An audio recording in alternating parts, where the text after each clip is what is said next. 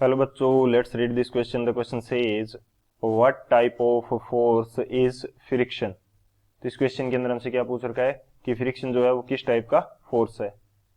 हम बात करते हैं की कंसेप्ट की। की कंसेप्ट की यदि बात करें इस क्वेश्चन के लिए, की कंसेप्ट, तो हमारे पास क्या की कंसेप्ट हो जाएगा। हम बात करते हैं सबसे पहले फ्रिक्शन के लिए कि फ्रिक्शन है क्या बेसिकली।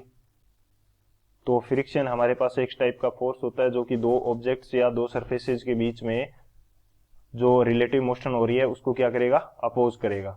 जब वो सरफेसेज एक दूसरे के अगेंस्ट क्या करती हैं, मूव करने का ट्राई करती हैं या मूव कर रही होती हैं। तो ये तो बेसिकली फ्रिक्शन का डेफिनेशन होगी। और यदि मैं इसको एग्जांपल के थ्रू समझाने की कोशिश करूं तो दो सरफेसेज में मान लेता हूं कि एक मेरे पास अर्थ सरफेस हो जाएगी, सेकेंड इसके ऊपर मैंने कोई ऑब्जेक्ट रख दी जिसका मास हमारे पास क्या है, m है।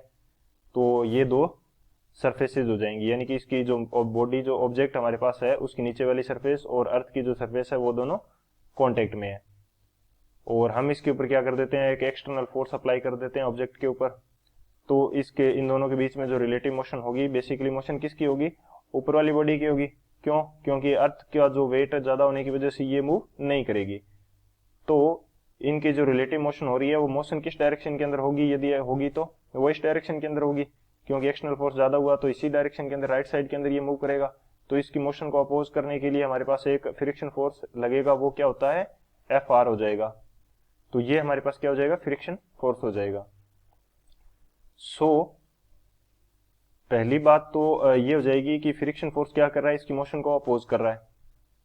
अब हमें बात करनी है कि किस प्रकार का फोर्स है। सेकंड हम बात करते हैं कांटेक्ट फोर्स की। यदि बात करें तो वो कौन से होते हैं, कांटेक्ट फोर्स। कांटेक्ट फोर्स हमारे पास, संपर्क बल की यदि बात करें तो वो हमारे पास होते हैं यदि ये बल तभी काम करेंगे जब जिन ऑब्जेक्ट्स के बीच में ये फोर्स लग रहा है वो दोनों क्या है, कांटेक्ट में है। तो कांटेक्ट फोर्स क्या करते हैं, works only when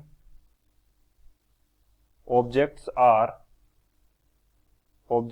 are in contact.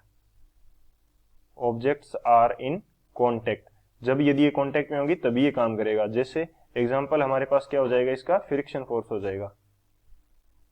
Friction force जो है वो क्या है, कांटेक्ट फोर्स है। ये हमारा मेन की कंसेप्ट होगा। इस की कंसेप्ट की हेल्प से इस क्वेश्चन को सोल्व करते हैं। सॉल्यूशन की यदि बात की जाए तो जैसे हमने की कंसेप्ट के अंदर एग्जांपल देखा कि वहां पे दोनों जो ऑब्जेक्ट्स थी वो क्या थी, कांटेक्ट में थी। कांटेक्ट में थी तो हमारे पास क्या लग रहा था, फ्रिक्शन अप्लाई हो रहा था। फ्रिक्शन क्या था, अप्लाई हो रहा था। लेकिन यदि दो ऑब्जेक्ट्स हैं, जैसे मैं मान लेता हूं कि ये मेरे पास एक ऑब्जेक्ट है जिसका मास क्या है, m है, और दूसरी ऑब्जेक्ट इससे दूर कहीं पड़ी है जिसका मास स्मॉल m है। तो इन दोनों के बीच में कोई फोर्स अप्लाई हो गया क्या?